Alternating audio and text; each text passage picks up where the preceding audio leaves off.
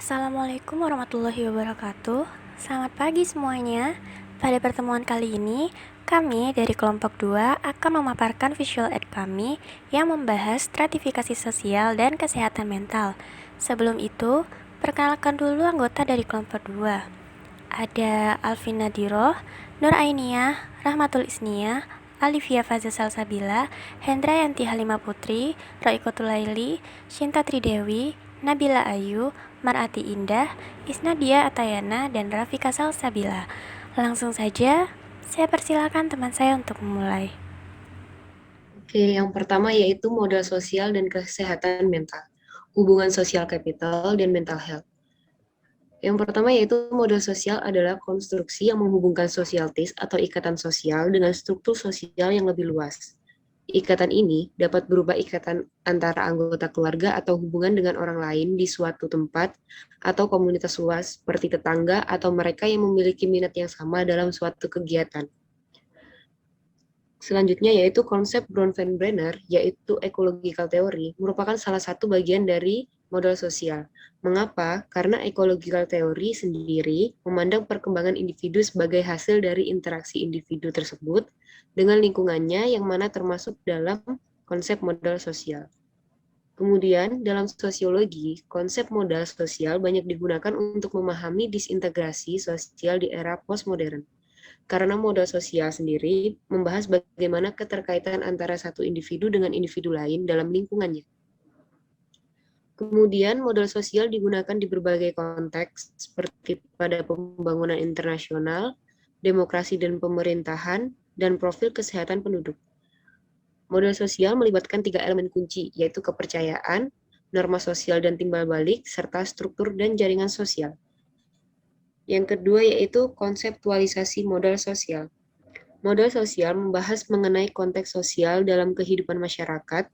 Asal-muasal kontemporernya dicetuskan oleh dua sosiolog, yaitu Pierre Bourdieu dan James Kuhlman, serta ilmuwan politik Amerika, yaitu Robert Putnam. Yang pertama yaitu Pierre Bourdieu. Dalam teks mengenai sosiologi pendidikan, ia mendefinisikan modal sosial sebagai agregat dari sumber daya aktual atau potensial yang terkait untuk memiliki jaringan yang tahan lama dari hubungan yang lebih atau kurang dilembagakan dari saling kenalan atau pengakuan. Pemahamannya mengenai konsep ini sangat penting, berfokus pada manfaat yang diperoleh individu berdasarkan partisipasi dalam kelompok. Cortes pada tahun 1998 mengidentifikasi dua elemen penting dari definisinya. Pertama, hubungan sosial itu sendiri, yang memungkinkan individu untuk memiliki akses ke sumber daya milik rekan mereka. Kedua, terdapat jumlah dan kualitas dari sumber daya tersebut. Sumber daya ini dicirikan oleh gagasan modal yang mengacu pada kapasitas untuk melakukan kontrol atas masa depan seseorang dan masa depan orang lain. Dengan demikian, hal itu merupakan suatu bentuk kekuasaan. Yang kedua yaitu James Kuhlman. Menurut Kuhlman, modal sosial merupakan jenis sumber daya tertentu yang tersedia untuk seorang aktor. Definisi tersebut ia sempurnakan dalam kerangka pendidikan, yaitu modal sosial adalah sekumpulan sumber daya yang ada dalam hubungan keluarga dan dalam organisasi sosial komunitas yang berguna untuk perkembangan kognitif atau sosial seorang anak. Berbeda dengan Bourdieu, Kuhlman memperluas ruang lingkup konsepnya hingga mencakup hubungan sosial kelompok non-elit.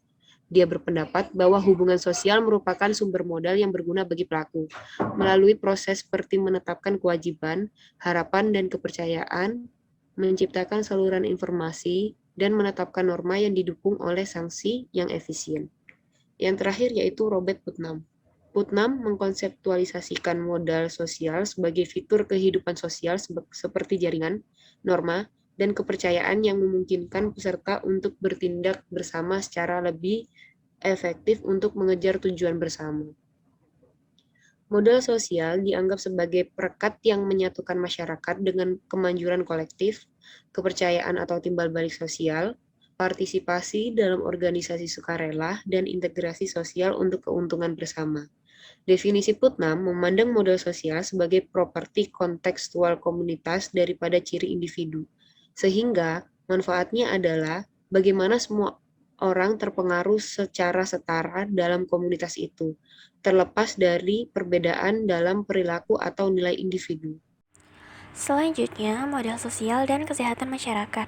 Modal sosial dianggap sebagai barang publik yang timbul dari partisipasi kegiatan kemasyarakatan, norma timbal balik yang saling menguntungkan, dan kepercayaan yang ditempatkan seseorang pada anggota masyarakat lainnya. Konsep modal sosial memiliki dua komponen penting, kognitif dan struktural. Komponen kognitif sendiri merupakan sistem nilai yang dimiliki bersama oleh anggota komunitas dan mendorong partisipasi dalam hubungan sosial. Komponen kognitif ini paling baik dijelaskan dengan melihat hubungan horizontal dan vertikalnya. Untuk horizontal ada bonding.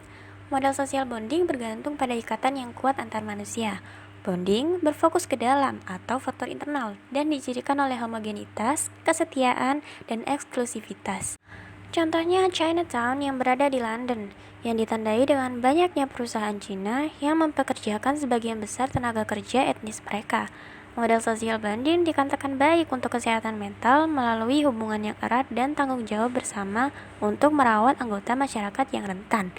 Norma kepercayaan dan timbal balik yang berkembang dengan baik berpengaruh besar pada perilaku mencari bantuan ketika seseorang merasa tidak baik-baik saja.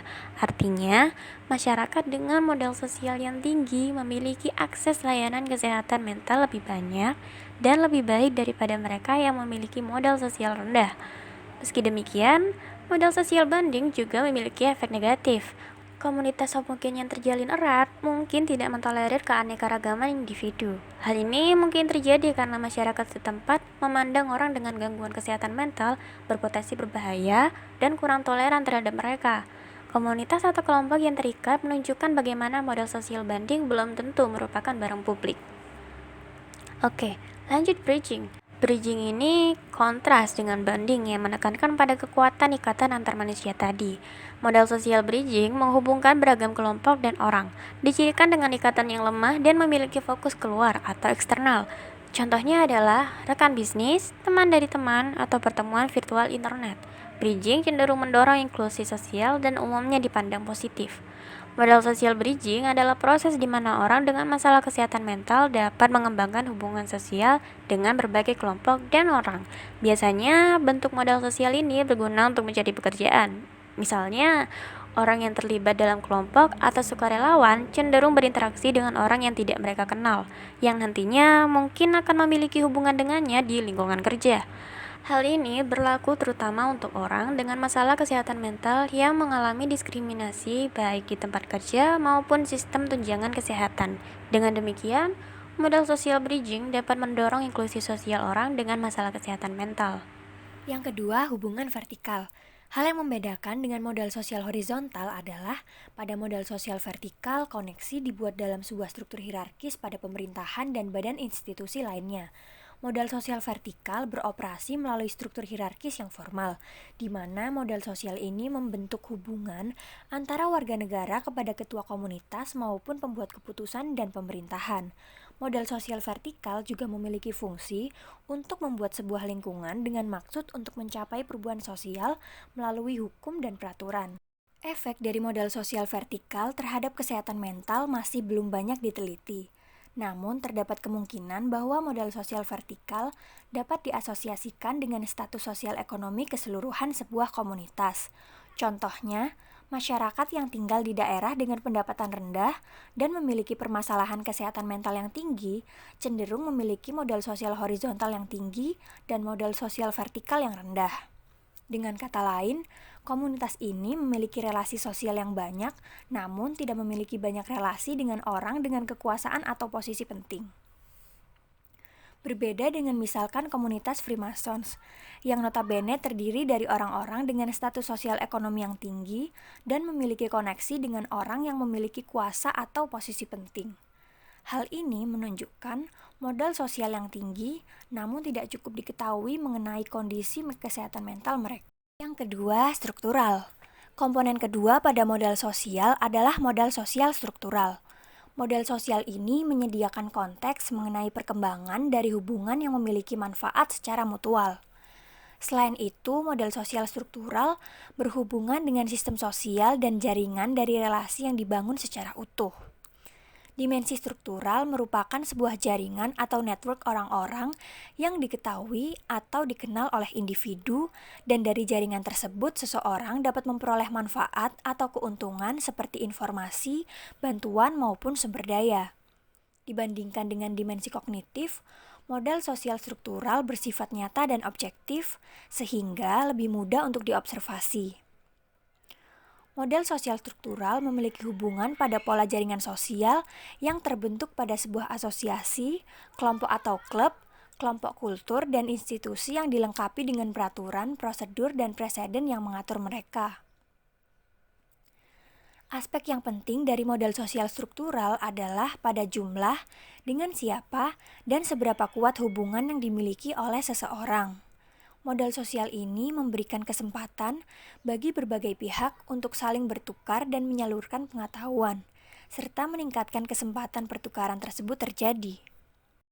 Selanjutnya yaitu model sosial dan pelayanan kesehatan masyarakat.